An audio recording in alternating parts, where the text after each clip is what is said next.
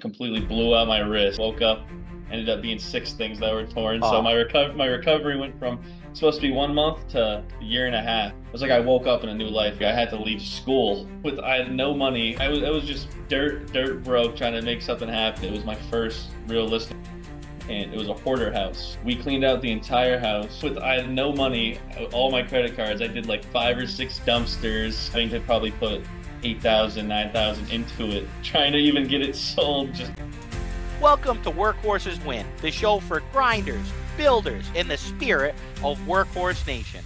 I'm your host, Charlie Longo. Let's saddle up. Today's saddle up shout out goes to all the young professionals who didn't wait for permission. They just got started. Our guest today is Zachariah Oja, 21 years old, real estate agent, investor, property manager, and former Division I football player. After a season-ending injury cut his athletic career short, he shifted focus and went all in on real estate. He's now closing deals across Maine, New Hampshire, and Massachusetts, and helping clients find homes, investments, and financial freedom. Well, hey Zach, thanks for joining us today. How you doing? What's been uh, on your plate today? I'm good. I did a couple things today. I had a couple closings. Had to clean out some houses right before the final walkthroughs, and then just had a listing appointment in the morning. Had to get some documents signed too. So just running around all day. I think I've been in 3, 4 different counties today. That's usually the usual. So Gotta love it. Yeah, yeah. absolutely. So let me start by asking, a quick question. Hmm. Where did your story start? Did you always have your eye on real estate, or did the injury change injury change everything? Um, yeah, I mean, the way the whole thing kind of worked, like where it all started was I was around 16, and I was working at Hannaford. It was time for me to get my first job. So, I was doing the usual, just working. I was bagging and everything, and I met a man named Haroon, and he was a little bit older than me, 2, 3 years older than me, and he was saying, "Oh, I'm gonna get into flipping and start doing this and that." Everyone says that at a young age, so I kind of took it with a grain of salt. Right. But I stayed close with him as I was kind of going through high school, playing football and everything. So kind of my first year, yeah, I was 16. So my first year of football when I was 19, 18, 19, um, he actually did a flip, and I kind of worked with him on it. And I was like, dude, this is awesome that you're actually doing it. Like, how did you find out like how to find these deals? And then he Hmm. kind of showed me the way a little bit. So I was doing it on the side in football, but then I kind of took my primary focus into football. Yeah. And that takes me to the injury. So I was, practice squad first year, everything, and then it was like one practice I completely blew out my wrist. And I remember like the whole season it hurt so bad, and at the end of the year I was getting my shoulder checked out, and they checked my wrist out, and they told me like, hey, you got to get surgery on your wrist. So I got this thing called arthroscopic surgery where they check out, see what's torn. I thought it was only one thing. Woke up, ended up being six things that were torn. So Oh, my recovery went from supposed to be 1 month to a year and a half. So that kind of was like I woke up in a new life almost, where I was like, okay, it's time to maybe try something new here. So it wasn't recovering as fast as they even thought. It was looking like 2 to 3 years recovery, and then I was like, you know what? I'm helping this guy find some deals. I might as well sell him after too. So that's when I right. really jumped in. And then I took it from there. So Yeah, yeah, absolutely. What did it feel like to have to pivot out of football and into business? oh yeah, that was the hardest part. I mean, me and my dad were so close from football and everything. That was probably the hardest decision I ever made, was having to say, okay, I gotta put the cleats down, and I gotta jump into the real world. And then it was even harder to say, because it was a couple months after that. It was like I had to leave school, because I was getting Yeah, so busy, where I'm like, you know what, I can make a career out of this. And I had a true passion to that. I knew when I felt the passion that I actually have for real estate, that's when I was like, it's time to take a decision. And it ended up being ultimately what I think is the best decision I've ever made.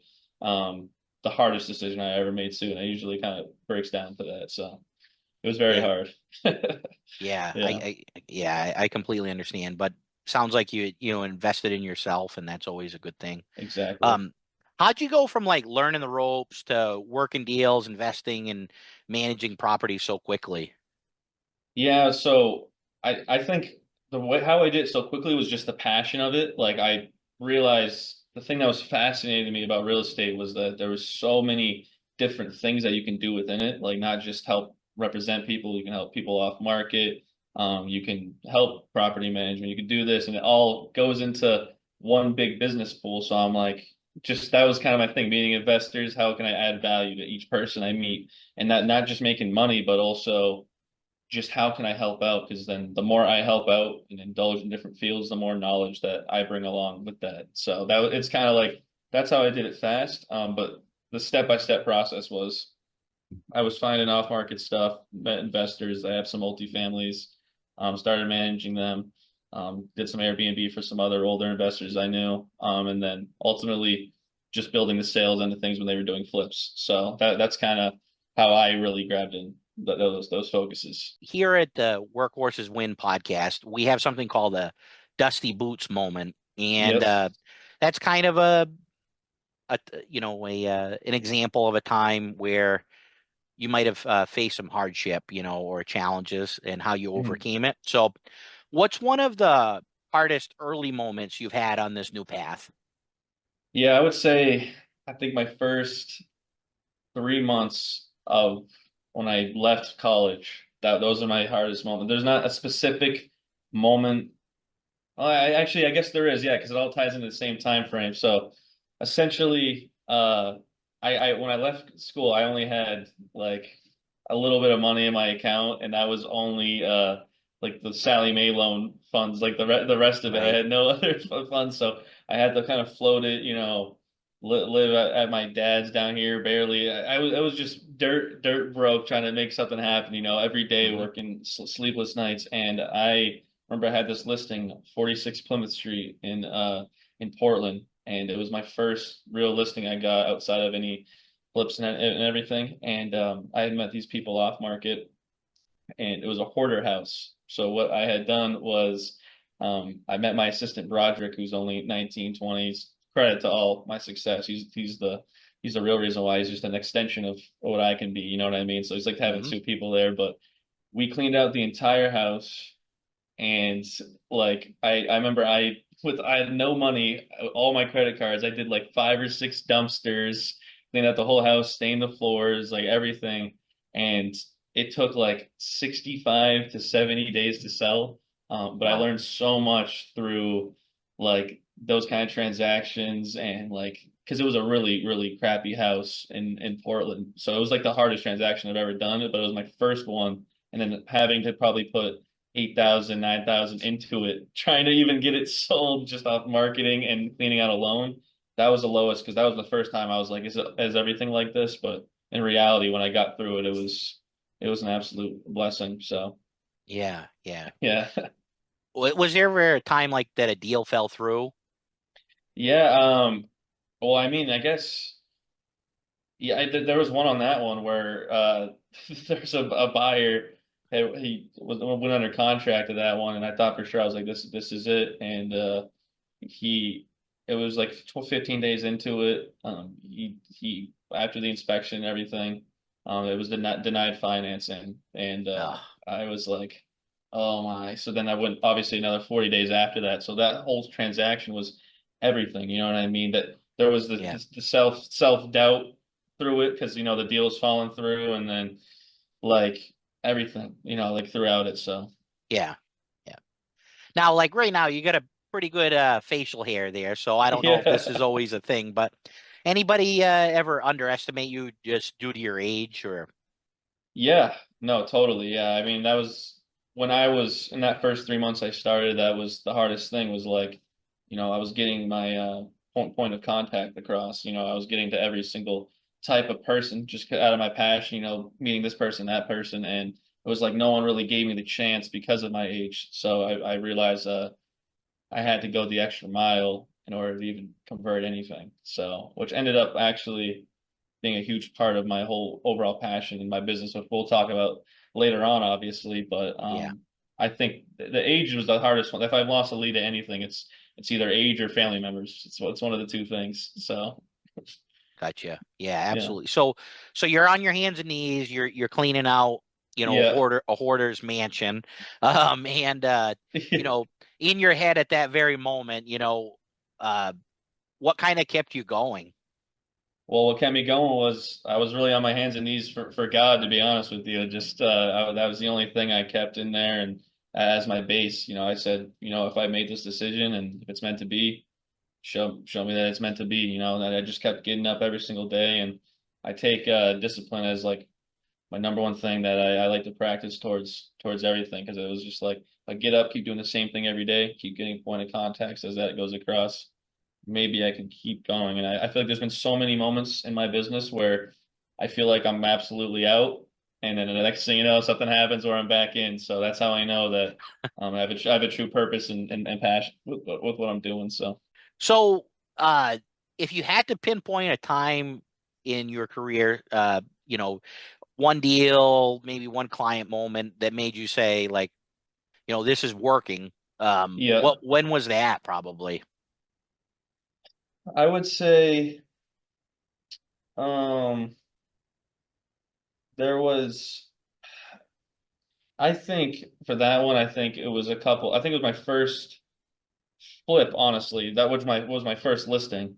So I know that's kind of in reverse order. So it was like my second listing was actually harder than that, but my first listing I had, which was actually for sale by owner, was in Rockland. It was like an hour and a half from where I was, and I remember when I converted that, it being a for sale by owner, I was like, if I can do this, I think I can make it out, or you know what I mean. So when that eventually sold, and that was a pretty rigorous transaction too, that gave me the confidence to, actually probably continue, praying and going along with that because that was just the faith. That's what I mean by moments where I didn't know if I could do it. Like I have an hour and a half drive, I have this property, the area I've never been to, exploring, and like when it sold, I was like, I think I can keep doing it and doing it. So and then, Yeah, but it was kept boosting moments. I'd flip like the flips for sale by owner, like those ones were good. But then when I sold that one in Plymouth Street, like I was talking to you about, that was the okay, I got this. You know what I mean? Like I really, really got this. Not just a fluke. It wasn't just a fluke. I wanted to make sure it wasn't just one or anything. So right, right. So obviously, you're putting a lot of work into where mhm. you're at now. But Yeah, was there a moment that you realized that the hard work, the thing that separates you from other folks, that paid off? yeah, totally. Because it was just like I realized that through my hard work, I was gaining knowledge. And that was the biggest thing where it was like, I actually understand what I'm talking about because I've been through so many situations because I'm working twice as much as everybody else. You know what I mean? I'm staying up Hmm. those extra hours and whether it's, watching videos or going through contracts, but I'm doing every little part of the nitty gritty to withhold my system. And it was like, as I was doing that, I was working so hard, I was actually more knowledgeable. And then, like as I was telling you before, like I knew so many different sectors of real estate that I was just doing. If I already learned one, I'm like, okay, I don't have anything else on that. I'm gonna learn another one right there. So that's it's my passion. It's like some people sit down and watch Netflix. I'm up in real estate. You know what I mean? That's Yeah, me. So yeah, yeah. That's awesome. Yeah, Netflix is good, but I don't know. Sometimes it can yeah, be, a way you just fall into the couch, So exactly. so before you go to bed at night, if you go to Mhm. bed, I don't know, but Yeah. how do you how do you measure success? Is it financial? Is it personal growth, or maybe something deeper? Yeah, definitely. Success is definitely personal growth.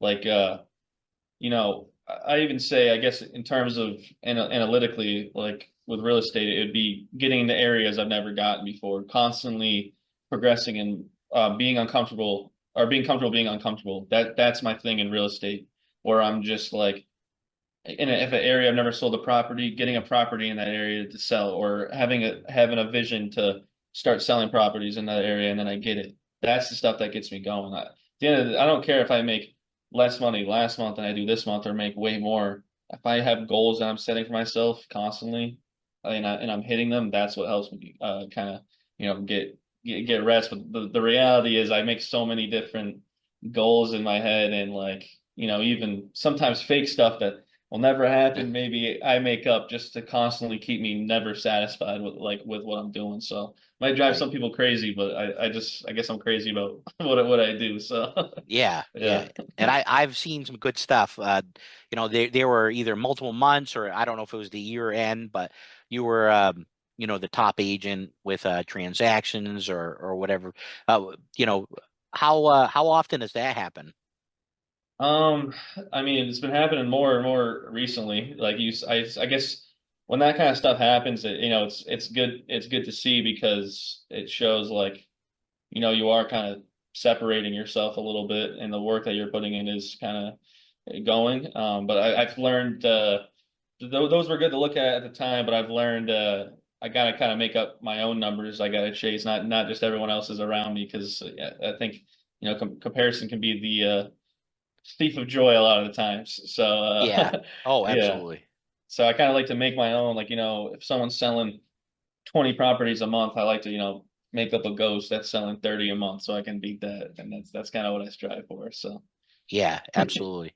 So if you had to say, obviously, you know, you're awesome by yourself, but is there a team behind you? Obviously maybe not a formal team where yeah. you're they're in the office with you, etc. But are there people that you work with every day to get deals through or to get properties in shape, etc.? Yes. Yeah. I have a great team around me just because I do my own flips and investing and stuff like that. So obviously the carpenters, electricians, plumbers. I have my guy Brody. He's a Swiss Army knife. He does everything. He does my pictures. He does showings if I can't make it to a place. Like he's a physical extension of myself, and he's completely bought into what my idea and purpose is of real estate. So um, technically it's an individual thing, but I think anything that can be great is never individual. So Yeah. I look at everything as a team, even if I'm technically not a team. But yeah, plenty of people around me and a big support system I've grown through real estate. So Awesome, awesome. Anybody kind of mentor you, or did you just find stuff through YouTube and real estate classes and stuff like yeah, that? I've never done like for Keller Williams or anything. I've never done any classes or courses or anything like that. I think the best way to learn is by just doing. Yeah. But if one person sticks out, it would be Gus Ofili. I met him on an off-market deal at a place we both saw on Facebook, and we met there, and I just was like, hey, because I was in college at the time. Obviously, he's up in the Old Town, and it was a property in the Old Town, and I was going for my license, and I'm like, yeah, you an investor? Because I was doing some wholesaling stuff, trying to build that thing. He's like, you never looked me up, and I was like, nah, no, I haven't, and I remember I looked him up. I'm like, this guy's legit. So that's when I went on the ERA Dawson with him, but he showed me a lot of stuff, and he's someone that truly passionate about real estate, and those are the kind of people I like to be around. Just hustler grinders and people that love what they do. So that's he showed me a lot. If you're building a business brick by brick, protecting it matters too.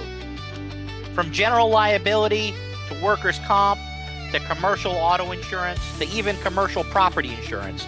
That's what I help workhorses do every single day. Feel free to reach out anytime at workhorseswin.com. Now, let's saddle up and get back to the show. So Yeah, absolutely. Yeah, Gus is a great guy, and yeah, we've done some stuff together as well, quite a bit, over the yeah, years. So that's awesome. Um, so you're licensed in Maine, New Hampshire, hmm and Massachusetts. How yep. did that evolve? Did you see like an unmet need, or Yeah, I mean, you know, so I was born in Mass, but I grew up in Maine. And then my dad grew up in New Hampshire, so I've always kind of had like an interest to get in those. Like, yeah, even though it doesn't really make any sense, like it's kind of like learning about my parents and everything through real estate. That's kind of the way I look at it. Like, and then also I was so heavily into football and like just an absolute meathead in high school that I never got out of the house. I was just like drinking protein shakes, lifting, doing schoolwork, all that stuff that I never left. So it's like I haven't even really explored New Hampshire and Mass like I wanted to. So just the dying passion I got of like going to those areas to offer service and learn about them. That's why I wanted to get in those too, because I have so much to learn and so many ways to grow, and how I can add my passion and value to those places. So Yeah. even parts of Maine too, I want to dive into, but I'm very, very hungry to learn, and I'm excited. So Yeah, Maine, New Hampshire and Mass, there's definitely it's a big swing from one yeah, end of a state to another, yeah, so it's awesome, and I pretty much service those three areas as well. So, yeah, you know, definitely something on the Cape, not Cape Elizabeth, but Cape Cod is yeah. definitely different than something in Whippet-Lock, Maine, Yes, so yeah. so you talk about uh, wanting to better the world through real estate. What does that mean to you? Um, what that means to me is I think this is a business, truthfully, that is dominated. I mean, not really any sales industry, but dominated by a lot of greed when it comes to agents. And for me, I just want to make it an absolute most personable transaction. I think that real estate sales should be a business transaction that is personable. And that's what I mean by bettering real estate. Like no one that's buying a house, besides investment and commercial, which I know you deal with a lot, is strictly investment. It's that's strictly investment. Besides that, though, when it comes to residential real estate, it's an emotional decision as much as you have to make it smart for your family. You need to be able to relate to that emotional decision that they are feeling and look where it offer value and everything. I think a lot of agents count checks, but I like to count clients. That's the way I look at it. So Hmm. Absolutely. So, what's your approach to working with like first-time home buyers, or just first-time buyers? Maybe they're investing too, yeah, especially like younger folks or people maybe in less than ideal financial circumstances or tougher spots. yeah, How do you handle that? yeah. Well, to start off with first-time home buyers, my goal is to teach them. I need to jump into their shoes as much as possible and understand what their end goal is. If they just want to live in one three-bedroom ranch for the rest of their life, that's absolutely fine. I can find that for them. But if they want to start in a place, get some equity, and then add on in the future, I need to be able to, you know, kind of like diversify and find exactly what they need. So for any of those kind of buyers, even investors especially too, it's putting yourself in their shoes, seeing what they have financially and seeing what their end goal is and helping them up. So I'm obviously I didn't never graduate UMaine with my finance degree, but I think I've learned enough through accounting my own business and helping other clients that I can also offer really good financial advice through that. You know what I mean? Just learning their system. So that's what I think the greater purpose of realtors is to, really give you a good idea about how can you scale a portfolio through real estate, or how can you, go from scaling a residential like with your family. If someone has a goal, like that's what I mean by residential. If it's an emotional decision and then they want their family to constantly grow, I gotta explain to them, all right, how are we gonna have a three-bedroom house and then make it a 6 to 7 bedroom in the future? So that's kind of how I do it all. So. Yeah, absolutely, absolutely. And do you have a lot of folks that it's their first time, but they're like what they call home hacking or anything like that? Yeah, yeah, totally. I mean, those are the kind of clients you meet where they're trying to be an investor, but also find a place, personally, which is really, really big in Southern Maine. These prices are crazy, so they're like, oh, I can build some equity, cut a little bit of my mortgage at the same time, and just keep learning as a person. I get a bunch of those clients too. So, and those are the best because you kind of really grow a long-term plan with those, and those are the kind of clients you want to. You don't want one and dones. Those are the worst. You want people that you can constantly have call you over the years and you can offer advice, and that's kind of how you grow a business too. So, Yeah, absolutely, brother. All right. So talk about some of the services you offer. You offer a pretty wide range, mhm. but everything from Airbnb consulting to property management to finding off-market deals and even high stress situations like probate or for foreclosure. Yeah, yeah.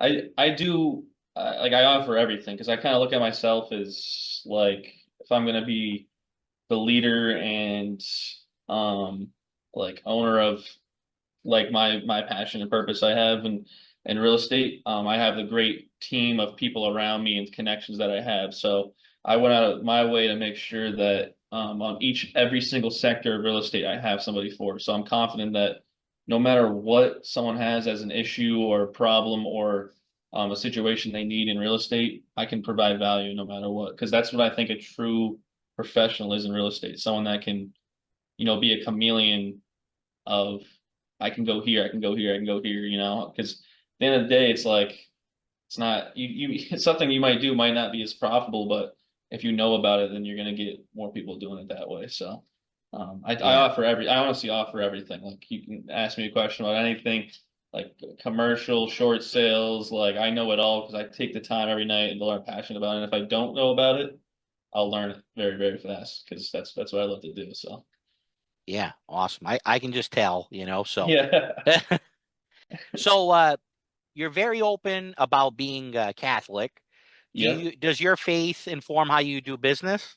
Yes, the biggest thing about what I do, because I think the biggest thing about being Catholic is being open-minded towards everybody else too. So it's like I'm not going to be pushing my religion on anyone else, but at the end of the day, Catholic's what I do when I wake up every single morning and how I prepare myself. And if I'm walking through with Jesus's best intentions and picking up my cross every single day, and I keep an open mind, then that leaves me calm and collected with any situation at hand. Because real estate's a high stress environment always. So like I don't know what I'm going to deal with. I don't know the kind of people where they're coming from, and even if it's super super sinful or greedy, like I can take a step back, stay present, and be able to deal with it. So that's the number one thing about my business. I make sure that if I take time to do anything, not even necessarily sleeping, the number one thing I take time to do is to make sure I go to church at least 3, 4 times a week and